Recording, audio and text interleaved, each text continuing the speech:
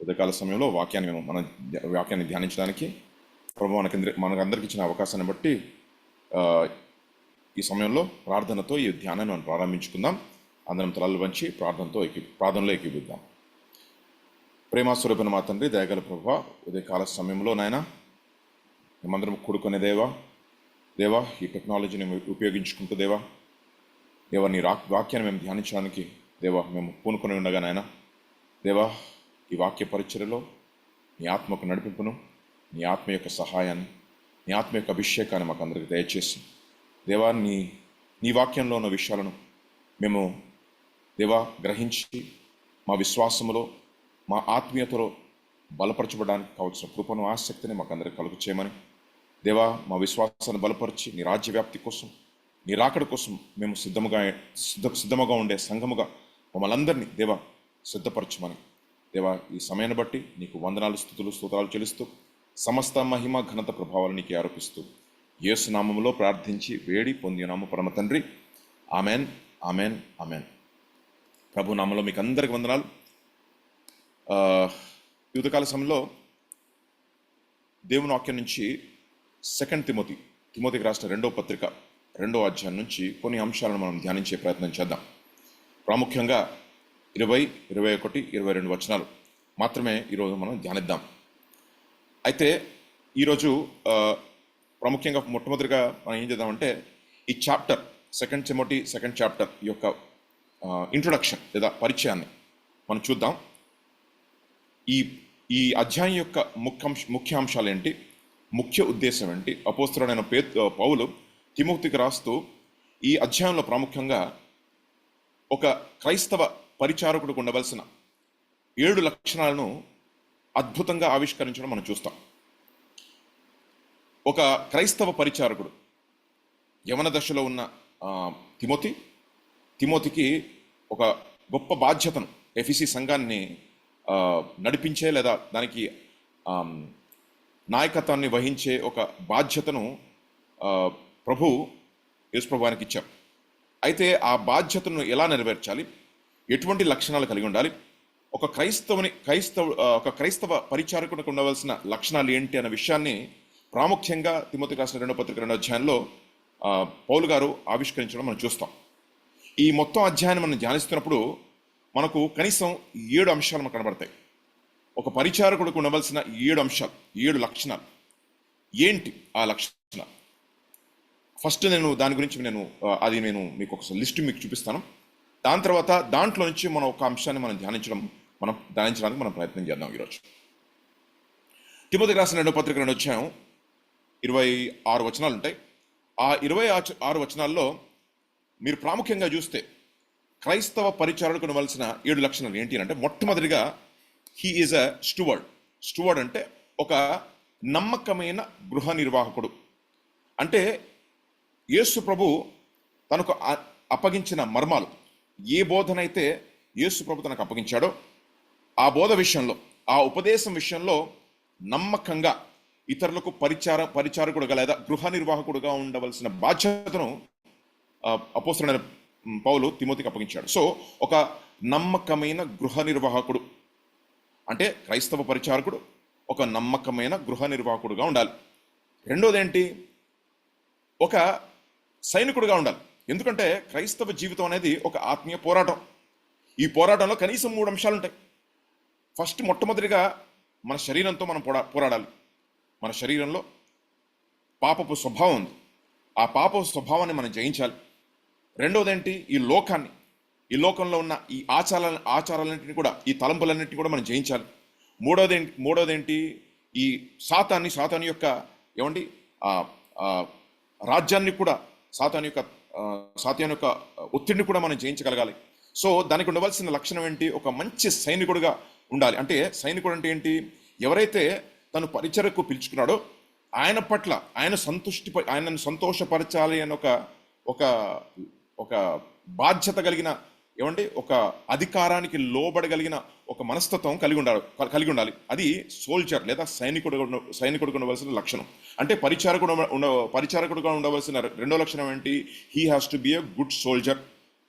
అంటే ఫస్ట్ ఒక గృహ నిర్వాహకుడు, రెండవది ఒక మంచి సైనికుడు, అంటే అధికారానికి లోబడిన సైనికుడు. మూడవది ఏంటి, ఒక అథ్లీట్. అథ్లీట్ అంటే ఒక పరుగు పందెంలో పాలు పొందేవాడు. అటువంటి వాడికి ఉండవలసిన లక్షణం ఏంటి, క్రమశిక్షణ. అంటే అన్ని విషయాల్లో మితంగా ఉండే లక్షణం ఉండాలి. సో ఒక గృహ నిర్వాహకుడు, ఒక సైనికుడు, ఒక అథ్లీట్. నాలుగవది ఏంటి అంటే ద సేమ్ చాప్టర్లో హీస్ అ ఫార్మర్, అంటే ఒక మంచి రైతు. రైతుకు ఉండవలసిన లక్షణం ఏంటి, ఓపిక. అంటే విత్తనాలు విత్తనం మాత్రమే కాదు, విత్తిన ఆ పంటని దాన్ని కాయాలి, దానికి నీళ్లు పోయాలి. ఏమండి, పంట వచ్చినంత వరకు చాలా ఓపికగా దాన్ని కాస్తూనే ఉండాలి. సో ఒక రైతుకు ఉండవలసిన లక్షణం ఏంటి, ఓపిక. సో గృహ నిర్వాహకుడికి ఉండవలసిన లక్షణం నమ్మకత్వం. సోల్జర్కి ఉండవలసిన లక్షణం అధికారానికి లోబడడం. అథ్లీట్కి ఉండవలసిన లక్షణం క్రమశిక్షణ. రైతుకు ఉండవలసిన లక్షణం ఓపిక. దాని తర్వాత ఐదో లక్షణం ఏంటి అంటే ఒక వర్క్మెన్, అంటే సత్యవాక్యాన్ని సరిగా విభజించగలిగిన ఏమండి ఒక పనివాడు. అంటే నైపుణ్యత అవసరం ఒక వర్క్మ్యాన్కి, స్కిల్ అవసరం. చాలామంది పని చేస్తారు కానీ చాలా కొద్ది మందికి మాత్రమే స్కిల్ ఉంటుంది. సో నైపుణ్యత. స్టూవర్డ్కి ఉండవలసింది నమ్మకత్వం. సోల్జర్కి ఉండవలసింది అధికారానికి లోబడడం. అథ్లీట్కి ఉండవలసింది క్రమశిక్షణ. ఫార్మర్కి ఉండవలసింది ఓపిక, నైపుణ్యత. వర్క్మ్యాన్ అంటే పని చేసేవాడికి ఉండవలసింది ఏంటి అంటే నైపుణ్యత, స్కిల్. ఆరవది ఏంటి అంటే ఒక వెస్సెల్. వెస్సెల్ అంటే మనమందరం కూడా దేవుని చేత వాడబడతా ఉన్నాం. దేవుని చేత వాడబడుతున్న వాడికి ఉండవలసిన ఒక ప్రాముఖ్యమైన లక్షణం ఏంటి అంటే ఎవరినైతే మనం సేవిస్తా ఉన్నామో, ఎవరికైతే మనం దాసులముగా ఉన్నామో ఆయన యొక్క లక్షణాలు మనం కలిగి ఉండాలి. దేవునికి ఉన్న అన్ని లక్షణాల్లో అన్నిటికంటే ప్రాముఖ్యమైన ఆయన లక్షణం ఏంటి అంటే ఆయన పరిశుద్ధుడు. కనీసం 7 లక్షణాలు ఉన్నాయి ఆయనకి. ఏంటి, ఆయన పరిశుద్ధుడు, ఆయన నీతిమంతుడు, ఆయన యథార్థవంతుడు, ఆయన సర్వశక్తిమంతుడు, ఆయన సర్వజ్ఞాని, ఓకే, ఆయన ప్రేమ స్వరూపి. ఈ 7 లక్షణాలు కలిగి ఉన్న ఆ దేవుణ్ణి కొలుస్తున్నప్పుడు, ఆయన సేవిస్తున్నప్పుడు మనకందరికీ ఉండవలసిన ఒక ప్రాముఖ్యమైన లక్షణం ఏంటంటే ఆయన పరిశుద్ధుడు కాబట్టి మనము కూడా అన్ని విషయాల్లో పవిత్రంగా పరిశుద్ధంగా ఉండాలి. అది వెసల్, పాత్ర. దేవుని చేతిలో వాడబడుతున్న పాత్ర కూడా ఉండవలసిన లక్షణం ఏంటి, పరిశుద్ధత. ఏడోది ఏంటి, ఒక దాసుడు. సర్వెంట్ అంటే ఏంటి, ఏది చేసినా సరే ఇతరులకు నేను సేవ చేయాలి. సర్వెంట్కి ఉండవలసిన లక్షణం ఏంటి, దాని గురించి ఆలోచించుకోకుండా ఇతరుల గురించి ఆలోచించే ఒక మనస్తత్వం కలిగి ఉండడం. సో ఈ 7 అంశాలు ఈ తిమోతికి రాసిన 2వ పత్రిక 2వ అధ్యాయంలో పౌలు గారు ఆవిష్కరించడం మనం చూస్తాం. ఇది కేవలం నేను చేసిన స్టడీ మాత్రమే కాదు, చాలా మంది దైవజనులు చేసిన స్టడీ. అయితే ఈరోజు ప్రాముఖ్యంగా నేను చూస్తున్న అంశం ఏంటి అంటే ద వెస్సెల్, పాత్ర మీద నేను చాలా కాన్సన్ట్రేట్ చేయాలని నేను ఆలోచిస్తా ఉన్నాను. చూడండి, 7 అంశాలు ఉన్నాయి. ఈ 7 అంశాల్లో అన్నిటికంటే ప్రాముఖ్యమైన అంశం నా దృష్టిలో ఏంటి అని అంటే పాత్ర. దేవుని చేతిలో వాడబడుతున్న పాత్ర ఎలా ఉండాలి? ఎందుకంటే ఆ పాత్రే గృహ నిర్వాహకుడు, ఆ పాత్రే సైనికుడు, ఆ పాత్రే అథ్లీట్, పరుగు పందెంలో పోటీ చేసేవాడు, ఆ పాత్రే రైతు, ఆ పాత్రే పని చేసేవాడు, ఆ పాత్రే దాసుడు. సో ఆ పాత్ర సరిగా లేకపోతే మనం చేసే ప్రతి ఒక్క పనిలో ఇతరులు బడతారేమో కానీ మనకు మాత్రం ఎటువంటి ప్రయోజనం ఉండకపోవచ్చు. ఎందుకంటే ప్రభా నీ నామంలో మేము దయ్యాలను వెళ్ళగొట్టలేదా, మేము ప్రవచించలేదా అని ఆయన దగ్గర మనం మాట్లాడుతున్నప్పుడు మిమ్మల్ని ఎప్పుడు కూడా నేను ఎరుగలేదు అని అంటాడు. ఎందుకనంటే ఆయన మనం తెలుసుకోలేదు కాబట్టి. ఆయన ఎవరు? ఆయన పరిశుద్ధుడు. సో మనం ఏది చేసినా మన ప్రతిష్టను, మన పరిశుద్ధతను కాపాడుకునే పరిచారకులుగా మనం ఉండాలి. ప్రాముఖ్యంగా ఇది యూత్ మీటింగ్ కాబట్టి యవనస్తులకు ఉండవలసిన ఒక ప్రాముఖ్యమైన అలవాటు ఏంటినంటే అంటే క్రైస్తవుడు అయిన యవనస్తుడికి ఉండవలసిన ప్రాముఖ్యమైన అలవాటు తన పవిత్రతను, తన పరిశుద్ధతను, తన తలంపులను, తన మనస్సును, తన హృదయాన్ని కాపాడుకోవడం చాలా ప్రాముఖ్యం, చాలా ఇంపార్టెంట్. సో ఎలా చేయాలనే విషయాన్ని ఈరోజు 3 వచనాల నుంచి మనం ధ్యానం చేసే ప్రయత్నం చేద్దాం. సో తిమోతికి రాసిన 2వ పత్రిక 2వ అధ్యాయము 20 వచనం నుంచి 22 వచనాలు. గొప్ప ఇంటిలో ఏమండి, గొప్ప ఇంటిలో వెండి పాత్రను బంగారు పాత్రను మాత్రమే కాక కర్రవియు మంటివియు కూడా ఉండును. వాటిలో కొన్ని ఘనతకును కొన్ని ఘనహీనతకును వినియోగింపబడును. ఎవడైనను వీటిలో చేరక తన్ను తాను పవిత్రపరచుకొని ఎడల వాడు పరిశుద్ధపరచబడి యజమానుడు వాడుకొనుటకు అర్హమై ప్రతి సత్కార్యమునకు సిద్ధపరచబడి ఘనత నిమిత్తమైన పాత్రయే ఉండును. నీవు యవనేచ్ఛల నుంచి పారిపోము. పవిత్ర హృదయులై ప్రభునకు ప్రార్థన చేయువారితో కూడా నీతిని, విశ్వాసమును, ప్రేమను, సమాధానమును వెంటాడము. నేర్పులేని మూఢుల వితర్కములు జగడములను పుట్టించునని ఎరిగి అట్టి వాటిని విసర్జించుము. సో ఈ 3 వచనాల్లో మన పరిశుద్ధతను మనం ఎలా కాపాడుకోవాలి అంటే, ఒక గొప్ప ఇంట్లో, ఆ గొప్ప ఇల్లేంటి? దేవుని సంఘం. దేవుని బిడ్డలు కలిగిన ఆ గొప్ప ఇంటిలో 2 రకాల పాత్రలు ఉంటాయంట. వెండి బంగారంతో చేయబడిన పాత్రలు, కర్ర, ఏమండి మిగతా వేరే విషయాలతో చేయబడిన పాత్రలు. వెండి బంగారం ఏంటి? వెండి బంగారం అంటే వెండిని, బంగారాన్ని వాళ్ళు ఎలా పవిత్రపరుస్తారు, ఎలా పరిశుద్ధపరుస్తారు? అగ్ని చేత. దాన్ని they will purify through fire. అంటే పరిశుద్ధపరచబడిన పాత్రలు. దేవునికి ఘనత తెచ్చే పాత్రలు ఏంటి అంటే దేవుని చేత పరిశుద్ధపరచబడిన పాత్రలు. పాత్ర ఈజ్ వెరీ ఇంపార్టెంట్. పరిచర్యలో మనమందరము దేవుని చేత వాడబడాలి అంటే ఈ పాత్రను మనం దాని యొక్క పరిశుద్ధతను కాపాడుకునే బాధ్యత మనకందరికీ ఉంది. క్రైస్తవ జీవితంలో 2 విషయాలు ఉంటాయి. దేవుని వైపు నుంచి ఆయన చేయవలసిన విషయం, మన బాధ్యతను కూడా మనం నెరవేర్చాలి. మనల్ని పరిశుద్ధపరిచే దేవుడు ఆయనే. అంత మాత్రాన మనం ఏది కూడా చేయకుండా ఉండకూడదు. మనల్ని మనం కూడా పవిత్రపరచుకుంటూనే ఉండాలి. It is a cooperation. ఎందుకంటే దేవుడు మనకందరికీ స్వచ్ఛతానిచ్చాడు, ఓకే, స్వేచ్ఛనిచ్చాడు. ఆ స్వేచ్ఛను దేనికోసం ఉపయోగించాలి? దేవా, ఇది నా పాత్ర. అందుకే అంటాడు కదా, ఈ దేవుని యొక్క వాత్సల్యతను బట్టి మనం చేయాల్సింది ఏంటంట, మన శరీరాలను ఏమండి పరిశుద్ధముగాను పవిత్రముగాను ఆయనకు సమర్పించుకోవాలి. ఇట్టి యాగము, ఇట్టి లేదా ఆరాధన యుక్తమైనది అని అంటాడు. ఈ లోక మర్యాదను అనుసరించక ఉత్తమమును సంపూర్ణమైన దేవుని చిత్తం ఎట్టిదో తెలుసుకోవడానికి మనం ఏం చేయాలంట? మన మనస్సు మారాలి, నూతన పరచబడాలి అంటే మనసు మొట్టమొదటిగా చేయాల్సింది ఏంటి? మన దేహాలను, మన శరీరాలను ఆయనకు సమర్పించుకోవాలి. సో సమర్పణ అనేది పరిశుద్ధతలో ఉండవలసిన ఒక మొట్టమొదటి అంశం. సో మనల్ని మనం ఎలా పవిత్రపరచుకోవాలి? పవిత్రపరచుకోవడంలో దేవుడు మనకు చూపిస్తున్న అంశాలేంటి? కనీసం 7 అంశాలు మనకు కనబడుతున్నాయి ఇక్కడ. నీవు యవనేచ్ఛ నుంచి పారిపోకముందు మనం చేయాల్సింది ఏంటి? ఇక్కడ చూడండి. ఎవడైనా వీటిలో చేరక తన్ను తాను పవిత్రపరచుకుని ఎడల వాడు పరిశుద్ధపరచబడి యజమానుడు వాడుకొనుటకు అర్హమై ప్రతి సత్కార్యమునకు సిద్ధపరచబడి ఘనత నిమిత్తమైన పాత్రై ఉండును. నీవు యవనేచ్ఛల నుండి పారిపోము. పవిత్ర హృదయులై ప్రభువునకు ప్రార్థన చేయువారితో కూడా నీతిని, విశ్వాసమును, ప్రేమను, సమాధానమును వెంటాడుము. అందుకే ఈరోజు మెసేజ్ యొక్క టైటిల్ని, ఓ యవనస్తుడా, O young man, what are you pursuing? నువ్వు దేన్ని వెంటాడుతా ఉన్నావు? నువ్వు దేవుని చేత విమోచించబడిన పాత్రవని నీకు తెలియదా? నువ్వు దేవుని బిడ్డవన్న విషయాన్ని మర్చిపోయావా? దేవుని బిడ్డకు ఉండవలసిన లక్షణం ఏంటి? దీన్ని కేవలం బైబిల్ అనం, హోలీ బైబిల్ అంటాం, పరిశుద్ధ గ్రంథము. దేవుడు మనకిస్తున్న ఆత్మ ఏంటి? పరిశుద్ధాత్మ. దేవుడు ఆత్మ గనుక ఆయన ఆరాధించే వాళ్ళు ఎలా ఆరాధించాలి? ఆత్మతోనూ సత్యముతోనూ ఆరాధించాలి. ఆరాధన అంటే ఏంటి? కేవలం పాటలు పాడడం మాత్రమే కాదు కదా. మన జీవన విధానం అంతా కూడా పవిత్రంగా, పరిశుద్ధంగా ఉండాలి. సో మన పాత్రను పరిశుద్ధంగా ఎలా ఉంచుకోవాలి?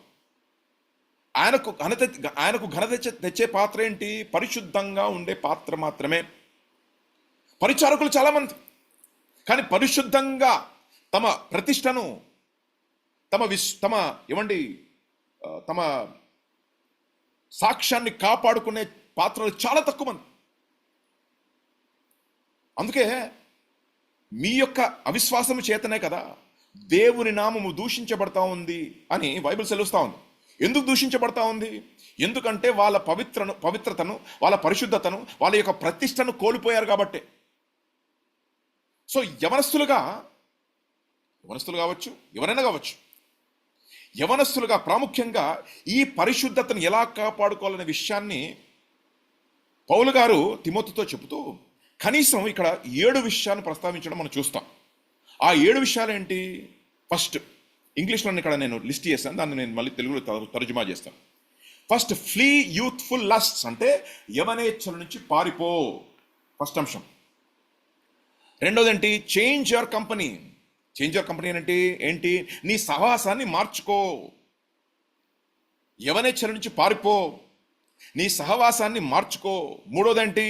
పర్స్యూ రైచియస్నెస్, నీతిని వెంటాడు. నాలుగోదేంటి?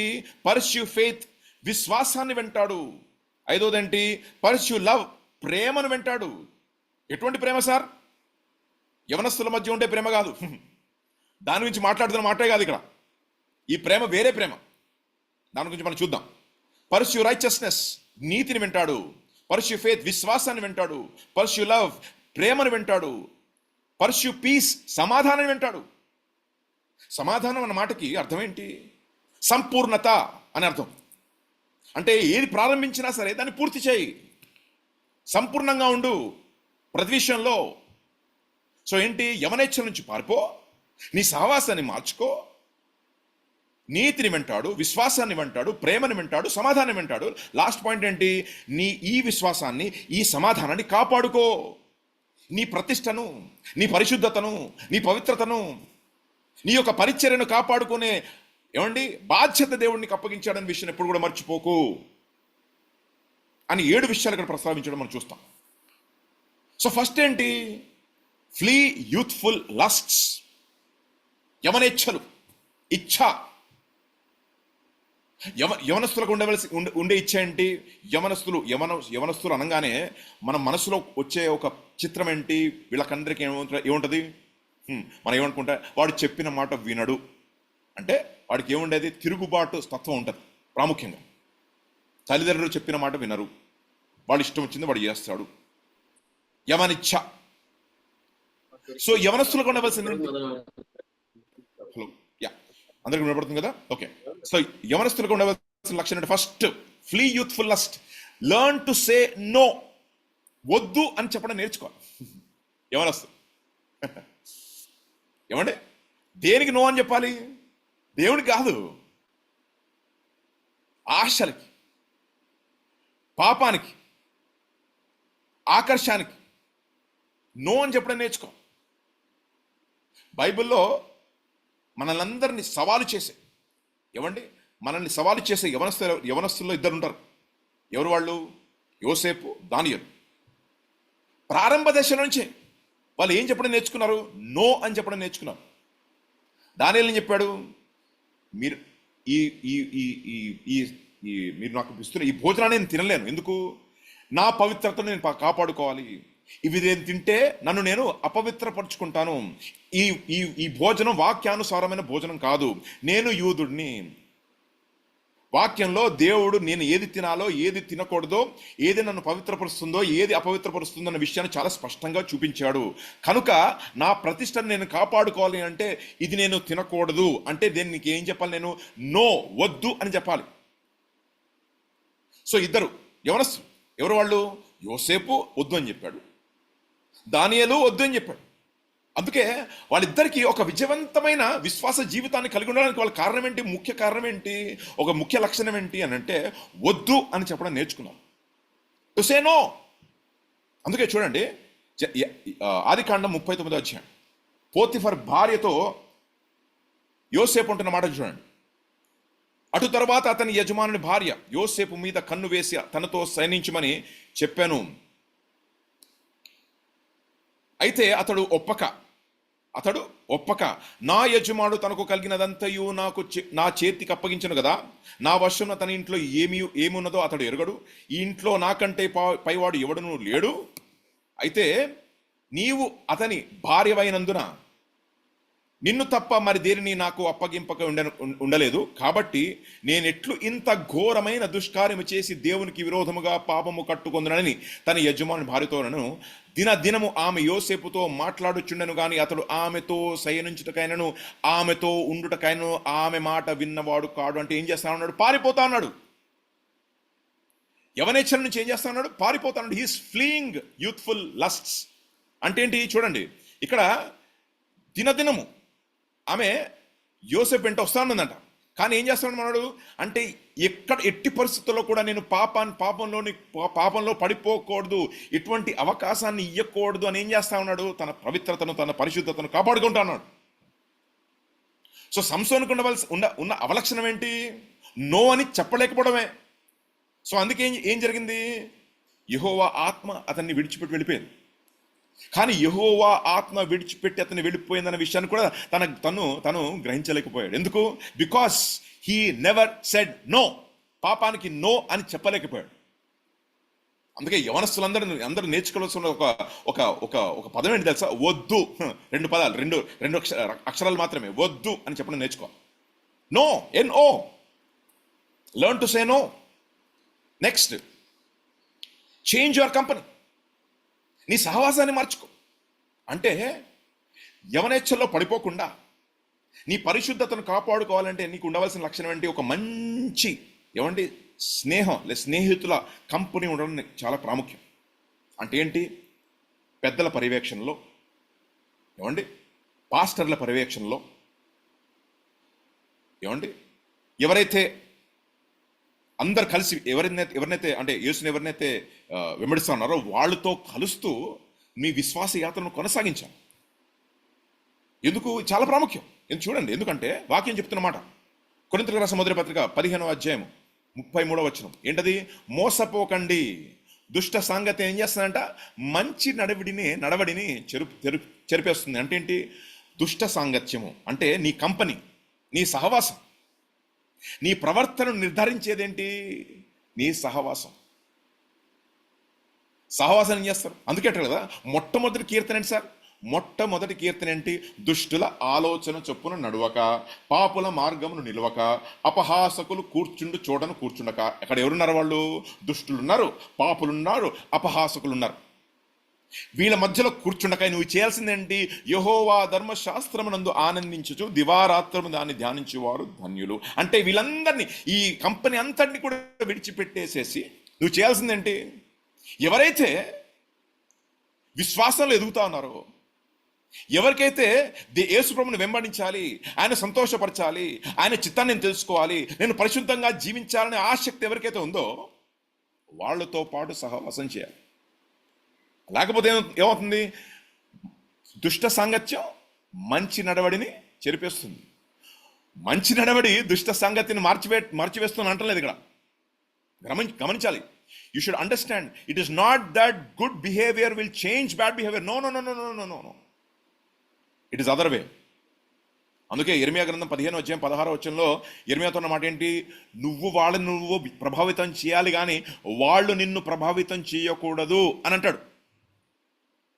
So your company has to change. So ఎవరితో మాట్లాడుతున్నావు నువ్వు? క్రైస్తవులతోనా? అందుకే అంటాడు కదా, అవిశ్వాసులతో జోడుగా ఉండకండి. నీతికి దుర్నీతితో ఏమి పోలిక? క్రీస్తునికి బెలియాలతో ఏమి సంబంధం? నీ పరిశుద్ధతను కాపాడుకోవాలంటే నువ్వు చేయాల్సింది ఏంటి? నీ సహవాసంలో ఎదగాలి. అందుకే అంటాడు కదా, ఆదిమ సంఘం అంట వాళ్ళు అపోస్తలుల బోధ యందును, రెండోది ఏంటి? సహవాసం యందును, రొట్టె విరుచుట యందును, ప్రార్థనలు యందును ఎడతెగక ఉన్నారంట. అందుకే వాళ్ళు దేవుని యొక్క భయభక్తుల్లో ఎదుగుతూ ఉన్నారు. ఎందుకు? వాళ్ళ సహవాసాన్ని మార్చుకున్నారు. అందుకంటాడు కదా, ఈ మూర్ఖమైన ఈ తరాన్ని విడిచిపెట్టేసేసి మీరు మారు మనసు పొందండి అని అన్నప్పుడు ఆ వాక్యాన్ని ఆనందంగా అంగీకరించిన వాళ్ళందరూ కూడా ఏం చేశారంట? ప్రతిరోజు వాళ్ళు ఫస్ట్ బాప్తిసం పొందుతున్నారు. ప్రతిరోజు అపోస్తలుల బోధ యందును, సహవాసం యందును, రొట్టె విరుచుట యందును, ప్రార్థనల యందును ఎడతెగక ఉన్నారు. అందుకే నీ సహవాసాన్ని మార్చుకో. ఫస్ట్ ఏంటి? నో అని చెప్పడం నేర్చుకో, వద్దు అని చెప్పడం నేర్చుకో. యవనేచ్ఛ నుంచి పారిపో. సంసోన్ లాగా ఉండకు. నీ ప్రతిష్టను పోగొట్టుకోకు, నీ అభిషేకాన్ని పోగొట్టుకోకు. దేవుని చేత నువ్వు వాడబడాలనుకుంటా ఉన్నావా? God your learn to say no. Second, నీ సహవాసాన్ని మార్చుకో. మూడోది చూడండి, ఇంకొక ఉదాహరణ, ఈ లోతు యొక్క ఉదాహరణ చూడండి. ఏమంటున్నాడు చూడండి లోతు గురించి. దుర్మార్గుల కామ వికారయుక్తమైన నడవడి చేత బహు బాధపడిన నీతిమంతులకు లోతును తప్పించను. ఆ నీతిమంతుడు వారి మధ్యను కాపురముండి తాను చూచిన వాటిని బట్టి వినిన వాడిని బట్టి వారి అక్రమమైన క్రియల విషయంలో దినదినము నీతిగల తన మనస్సును నొప్పించుకొని చూచను. ఎక్కడున్నాడు లోతు? సొదొమలో ఉన్నాడు. నువ్వు చేయాల్సిందేంటి? సొదొమని విడిచిపెట్టేసేసి విశ్వాస గృహాన్ని నువ్వు చేరుకోవాలి. విశ్వాస గృహం ఏంటి? అబ్రహాం గృహం. నువ్వేం చేశావు? విశ్వాస గృహాన్ని విడిచిపెట్టేసేసి నువ్వు సొదొమలోకి వెళ్ళిపోయావు. అక్కడ మారిపోయిందేంటి? నీ సహవాసం మారిపోయింది. సో నువ్వేం చేస్తావు? నీతి గల నీ మనస్సును ఏం చేస్తావు? నువ్వు నొప్పించుకుంటూనే ఉన్నావు. నీకు అవసరం అది. సహవాసాన్ని మార్చుకో. నో అని చెప్పడం నేర్చుకో. సహవాసాన్ని మార్చుకో. మూడోది, flee youthful lust, change your company, pursue righteousness. మూడోదంటే నీతిని వెంటాడు. నీతి వెంటాడంటే ఏంటి? అబ్రహాము దేవుడిని నమ్మను, అది అతనికి నీతిగా ఎంచబడను. ఓకే, ఎప్పుడైతే మనం దేవుని యేసు ప్రభుని మనం సొంత రక్షకుడిగా అంగీకరించామో మనమందరం కూడా ఆయన దృష్టిలో నీతిమంతులుగా తీర్చబడ్డాం. విశ్వాసమూలముగా, కృపమూలముగా మనం నీతిమంతులుగా తీర్చబడ్డాం. సరే, అంతటితో మన విశ్వాస జీవితం ఆగిపోయిందా? మన విశ్వాస యాత్ర అది ప్రారంభం మాత్రమే. మనం చేయాల్సింది ఏంటి? అందుకే అంటాడు కదా, నీతి కోసం ఆకలి దప్పికలు కలిగిన వాళ్ళు జనులు వాళ్ళు తృప్తిపరచబడదురు. ఇక్కడ ఎవరో ఒక పాట పాడుతున్నప్పుడు ఏమండి, ఆత్మీయ వరాలు నాకు దయచేయండి అని ఒక పాట పాడాను ఇప్పుడే, జస్ట్ ఒక ఫ్యూ మినిట్స్ బ్యాక్. చాలా మందికి ఆత్మీయ వరాల మీద ఆసక్తి ఉంటుంది, పరిచర్య వరాల మీద ఆసక్తి ఉంటుంది, వరాల మీద ఆసక్తి ఉంటుంది. కానీ ఏమండి, వరాల మీద ఆసక్తి ఉంటుంది కానీ నీతి అంటే చాలా ఆ తృష్ణ, ఆ ఆకలి, ఆ దప్పిక కలిగిన వాళ్ళు చాలా తక్కువ మంది. అందుకే యవనస్తులతో ఏమంటున్నాడు? పర్స్యూ రైచియస్నెస్ అంటే ఏంటి? నీ అవయవాలు ఉన్నాయి కదా, నీ అవయవాలు అంటే ఏంటి? నీ కళ్ళు, నీ చెవులు, నీ పాదాలు, నీ చేతులు, నీ పెదాలు, ఇవన్నీ కూడా నీతి సాధనలుగా నువ్వు దేవునికి అప్పగించుకో. అంటే ఏంటి? పాపము చేయడానికి ఎక్కడ కూడా దేనికి కూడా ఆస్కారం ఇయ్యకు. ఫినియాస్ సంగతి మీకు తెలుసు కదా. ఫినియాస్ కథ మీకు తెలుసు కదా. ఫినియాస్ ఏం చేశాడు? అక్కడ ఎవరో పాపం చేస్తా ఉన్నప్పుడు అక్కడ పెద్దలందరూ ఉన్నారు. ఆ పెద్దల సమక్షంలో అందరూ చూస్తుండగా అక్కడ తెగులు వచ్చేసింది, అందరు చచ్చిపోతా ఉన్నారు, అక్కడ శాపం వచ్చేసింది, అన్నీ జరుగుతూ ఉన్నాయి. మోషే కూడా ఏమి చేయలేకపోతా ఉన్నాడు. సో ఒక ఇశ్రాయేలు ఏం చేశాడు? ఒక మిద్యాను స్త్రీని తీసుకొని వచ్చాడు. దేనిలోనికి? ఇశ్రాయేలు యొక్క పాలనలోనికి. అందరూ ఏమి చేయలేని పరిస్థితుల్లో ఉన్నారు. కొంతమంది బాధపడుతూ ఉన్నారు రోగంతో, కొంతమంది కొంతమంది చచ్చిపోయారు. అక్కడంతా ఒక పెద్ద తెగులు ఉంది. అక్కడ చాలా చావు బతుకుల మధ్యలో అందరూ బాధపడుతూ ఉండగా బడి తెగించకూడదు ఏం చేశాడంటే ఒక మిద్యాను స్త్రీని తీసుకొచ్చాడు. అక్కడ మోషే కూడా ఏమి చేయలేకపోయాడు. అప్పుడు ఫినియాస్ లేచాడు. ఏం చేశాడు చూద్దాం. కీర్తన 106వ కీర్తన. మరియు వారు బయలుపోయారును హత్తుకొని చచ్చిన వారికి అర్పించిన బలిమాంసమును భుజించిరి. వారు తమ క్రియల చేత ఆయనకు కోపం పుట్టించగా వారిలో తెగులు రేగను. ఫినియాసు లేచి పరిహారము చేయగా ఆ తెగులు ఆగిపోయను. నిత్యము తరములన్నిటను అతనికి ఆ పని నీతిగా ఎంచబడను. చూసారా మీరు? ఏం చేశాడంటే ఫినియాసు ఒక ఈటను తీసుకున్నాడు. ఈటను తీసుకొని ఏం చేశాడు? ఆ మిద్యాను స్త్రీని, ఆ ఇశ్రాయేలుని చంపేశాడు. అందుకే అంటాడు కదా యేసుప్రభు అన్నమాట, నీ కుడి చేతి నీతో పాపం చేస్తే ఏం చేయాలంట? నువ్వు ఈ కుడి చేతిని నరకేసి. నీ కళ్ళు నీతో పాపం చేస్తే నీ కళ్ళను పెరిగివేసే. 2 చేతులు ఉండి నువ్వు నరకానికి వెళ్ళకంటే ఒక చేతును నువ్వు జీవంలోనికి ప్రవేశించడం మేలు అంటాడు. అంటే నీతిని వెంటాడే వాళ్ళు ఏం చేస్తారంటే పాపంతో చాలా తీవ్రంగా వ్యవహరిస్తారు. పాపంతో ఎప్పుడు కూడా ఎట్టి పరిస్థితుల్లో కూడా రాజీ పడిపోరు. చిన్న చిన్న విషయాల్లో నమ్మకంగా ఉంటారు. అందుకే నో అని చెప్పడం నేర్చుకో. రెండోది, నీ సహవాసాన్ని మార్చుకో. మూడోది, నీతిని వెంటాడు. అంటే దాని అర్థం ఏంటి? పాపంతో చాలా చాలా చాలా చాలా తీవ్రంగా వ్యవహరించు. ఎందుకు? మనం కృపలో ఉన్నాం కాబట్టి పాపము మన మీద ఎప్పుడు కూడా ఇంకా ప్రభుత్వం చెయ్యదు అని దేవుడు మనకు వాగ్దానం ఇచ్చాడు. కనుక మనం చేయాల్సిందేంటి? మన అవయవాలను నీతి సాధనములుగా మనం దేవునికి అప్పగించుకోవాలి. ఇటువంటి మనస్తత్వం మనకు కలిగి ఉండాలి. ఇట్టి మనస్సును మనం ఆయుధంగా ధరించుకోవాలి. శరీర విషయంలో శరీర విషయంలో ఇటువంటి మనసు కలిగిన వాడు ఏం చేస్తాడంటే పాపం ఎప్పుడు కూడా చేయడు. ఇంకా శరీర విషయంలో శ్రమ పడే మనస్తత్వం మనం కలిగి ఉండాలి. పాపంతో చాలా తీవ్రంగా మనం వ్యవహరించాలి. This is very important. So నాలుగోది, నెక్స్ట్ పాయింట్ చూద్దాం. First, flee youthful lusts, change your company, pursue righteousness. నాలుగోది, పర్స్యూ ఫెయిత్, విశ్వాసాన్ని వెంటాడు. ఎలా వస్తుంది విశ్వాసం? సింపుల్, చాలా సింపుల్ వాక్యం. రోమిలికి రాసిన పత్రిక 10వ అధ్యాయం 17వ వచనం చూడండి. కాగా వినుట వలన, ఎలా వస్తుందంట? వినుట వలన విశ్వాసము కలుగును, క్రీస్తును గూర్చిన మాట వలన కలుగును. విశ్వాసం ఎలా వస్తుంది? క్రీస్తును గూర్చిన మాట. ఆ మాట అనే పదానికి గ్రీకు భాషలో అర్థం ఏంటి తెలుసా? లోగోస్ కాదు, రిమా. రిమా అంటే సజీవమైన, జీవము కలిగిన వాక్యం. It is a word which has life and which has the ability to cause faith. అంటే విశ్వాసాన్ని ఉత్పత్తి చేయగలిగిన వాక్యం. The one word which can cause faith. ఇట్టి వాక్యం, విశ్వాసాన్ని కలిగించే వాక్యం. దాన్ని వెంటాడాలి. అందుకే దానికోసం ఏం చేయాలి? మనం వినాలి. ఒక విజయవంతమైన క్రైస్తవ జీవితానికి మూల సూత్రం ఏంటి తెలుసా? వినటం.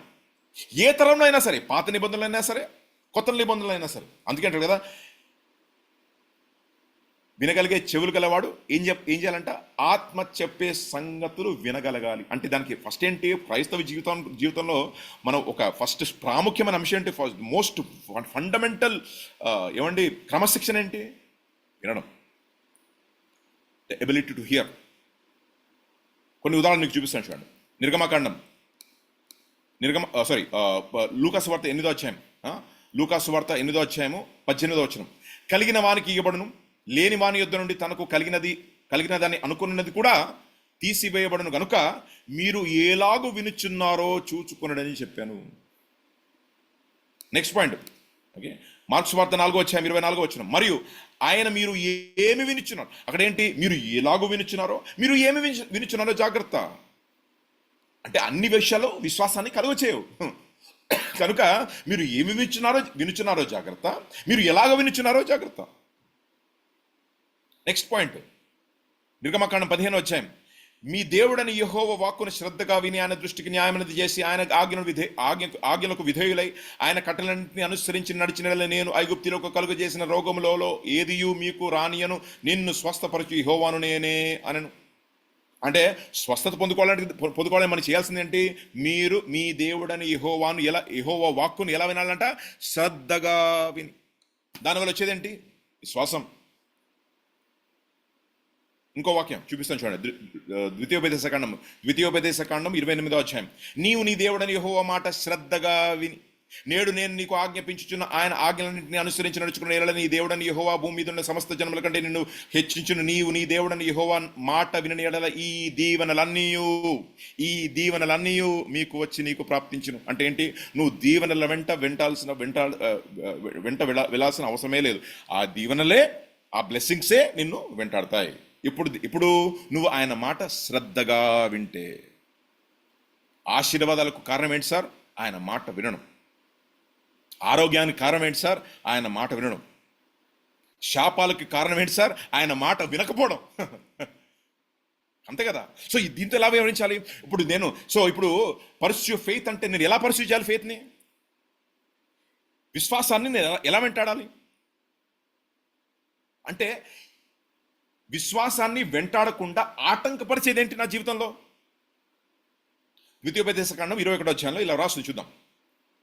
ఒకని కుమారుడు మొండివాడై తిరగబడి తండ్రి మాట గాని తల్లి మాట గాని వినకయుండి వారు అతన్ని శిక్షించిన తరువాత అయినను అతడు వారికి విధేయుడు కాకపోయిన ఎడల అతని తల్లిదండ్రులు అతన్ని పట్టుకొని ఊరి గమని ఎద్దుకు కూర్చున్న పెద్దల ఎద్దుకు అతన్ని తీసుకుని వచ్చి అవండి మా కుమారుడైన వీడు మొండివాడే తిరుగుబడి ఉన్నాడు, మా మాట వినక తిండిపోతును త్రాగుపోతున్నారని ఊరి పెద్దలతో చెప్పనప్పుడు ఊరి ప్రజలందరూ రాళ్లతో అతన్ని చావగొట్టవలనట్లు ఆ చెడుతరము నీ మధ్య నుండి పరిహరించదు. అప్పుడు ఇశ్రాయేలు విని భయపడుదురు.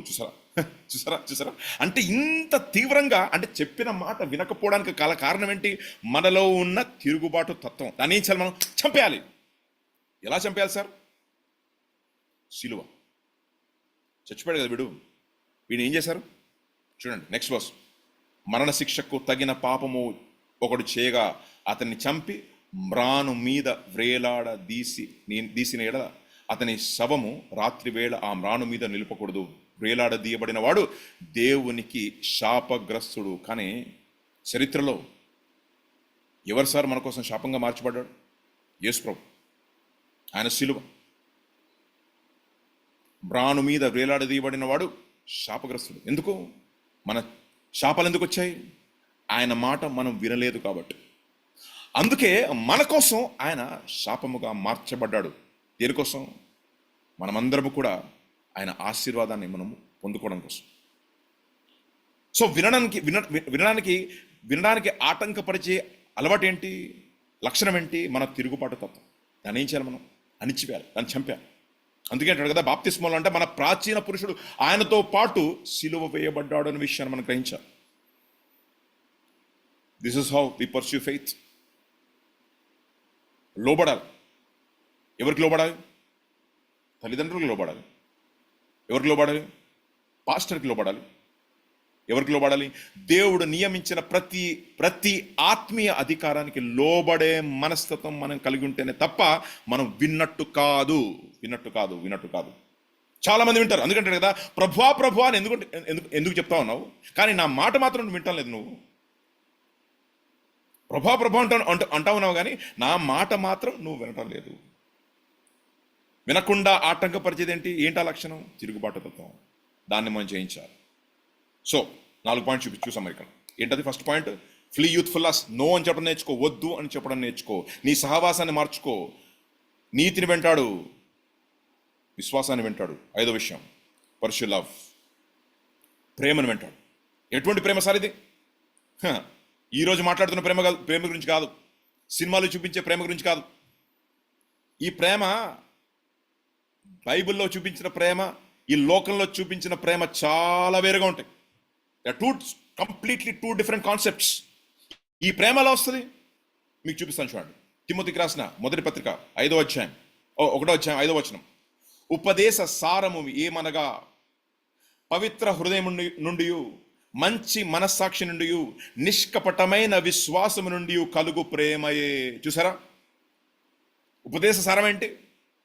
పవిత్ర హృదయం నుండి. అందుకే నీ సహవాసాన్ని మార్చుకో. మంచి మనస్సాక్షి నుండి అంటే ఒక సున్నితమైన పాపం పట్ల ఒక సున్నితమైన మనస్తత్వం కలిగి ఉండు. పాపాన్ని జయించు. నిష్కపటమైన విశ్వాసము. చూసారు కదా, విశ్వాసం అంటే ఎలా వస్తుంది? విశ్వాసం వినడం ద్వారా. ఈ 3 ఉంటే మనకు వచ్చేదేంటి? కలిగే ప్రేమ. ఇది ఉపదేశం యొక్క సారం. ఎవరి పట్ల ప్రేమ? దేవుని పట్ల ప్రేమ.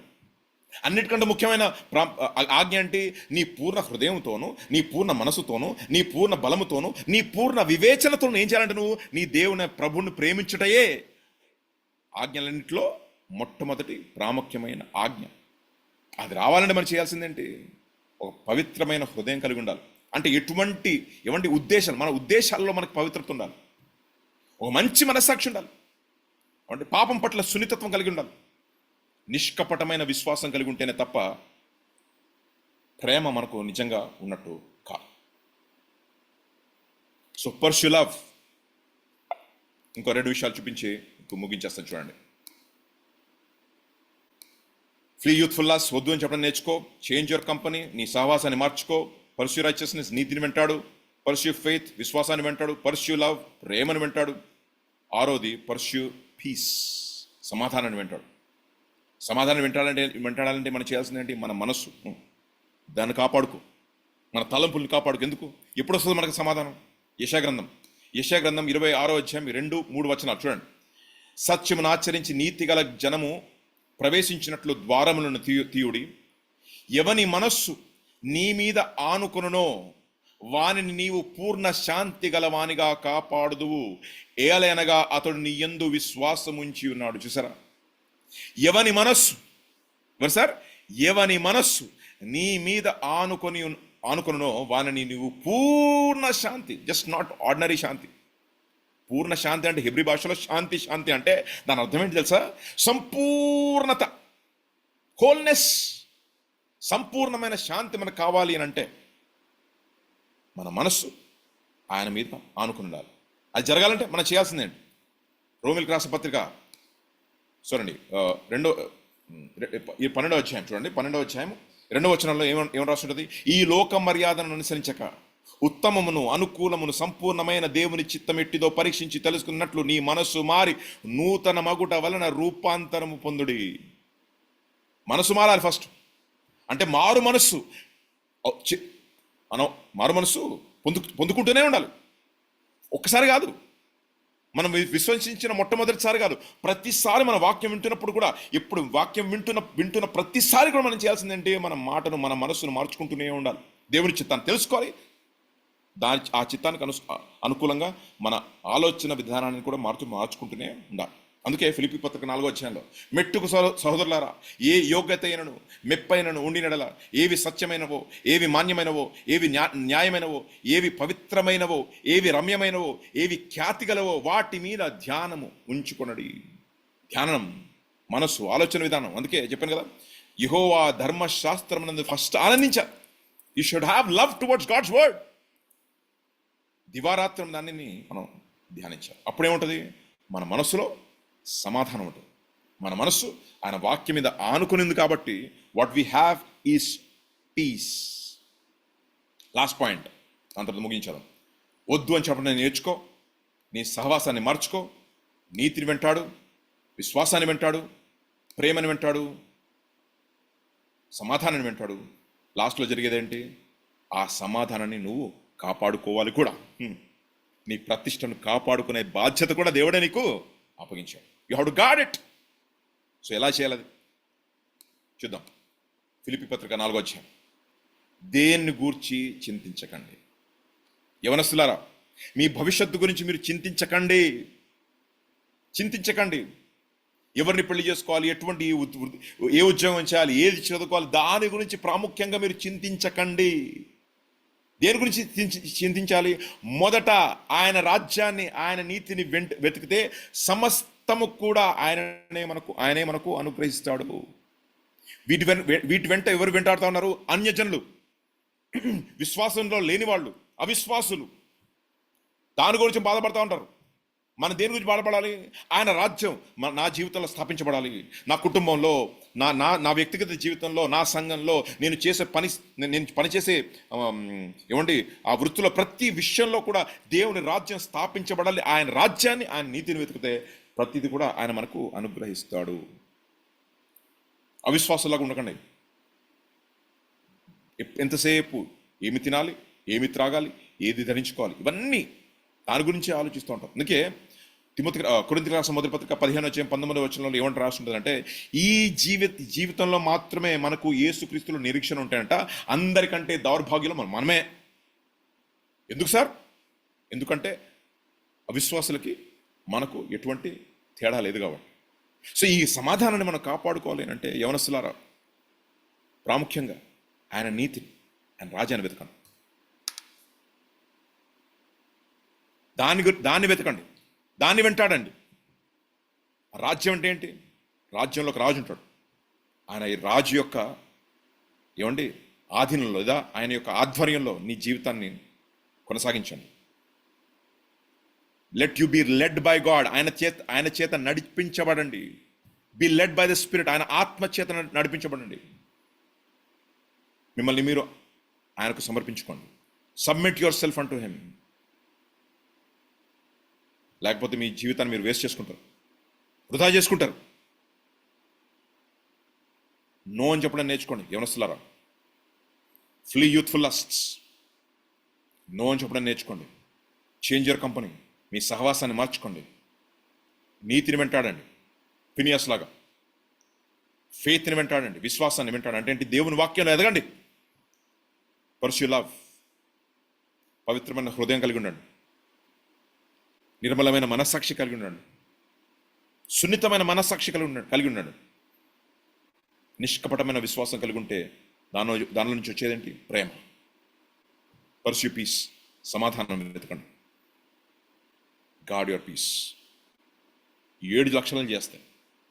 మీ పాత్ర ఏదైతే పాత్ర ఉందో, మన జీవితం, మన హృదయం, మన మనస్సు, మన దేహం, ఆయన ఏం చేస్తాడు? సంపూర్ణంగా దేవుడు మనల్ని పవిత్రపరుస్తాడు. ఆయనకు ఘనత తెచ్చే పాత్రగా మనల్ని అందరినీ వాడుకుంటాడు. ఇటువంటి విశ్వాస జీవితం మనమందరం కూడా కలిగి ఉందుముగాక. ఆమేన్. ప్రార్థన చేసుకుందాం. ప్రేమ స్వరూపణ మా తండ్రి దగ్గర కృప, ఈ ఉదయకాల సమయంలో ఈ వాక్యాన్ని మేము ధ్యానించడానికి మీరు మాకు ఇచ్చిన ఈ గొప్ప అవకాశాన్ని బట్టి, తరుణాన్ని బట్టి మీకు స్తుతులు, స్తోత్రాలు, వందనాలు చెల్లిస్తున్నాం నాయన. మేము విన్న విషయాలన్నీ కూడా మేము మనసులో ఉంచుకొని దాన్ని మనస్కరిస్తున్నా, తన తలపోస్తూ దేవా, మేము మా ఆలోచన విధానాన్ని మార్చుకోవడానికి కావాల్సిన కృపను, ఆసక్తిని మాకందరికీ కలుగచేయమని, నీ రాజ్యాన్ని, నీతిని మేము వెతకడానికి కావాల్సిన దేవా ఆసక్తిని మాకందరికి దయచేయమని, సమయాన్ని బట్టి మీకు వందనాలు, స్తుతులు, స్తోత్రాలు చెల్లిస్తూ సమస్త మహిమ ఘనత ప్రభావాలు నీకే ఆరోపిస్తూ యేసు నామములో ప్రార్థించి వేడి పొందినాం పరమ తండ్రి. Amen, amen, amen. ప్రభు మిమ్మల్ని అందరినీ దీవించిన కాక ఈ అవకాశాన్ని ఇచ్చిన పెద్దలందరికీ నా వందనాలు తెలియజేస్తా ఉన్నాను. Amen, amen.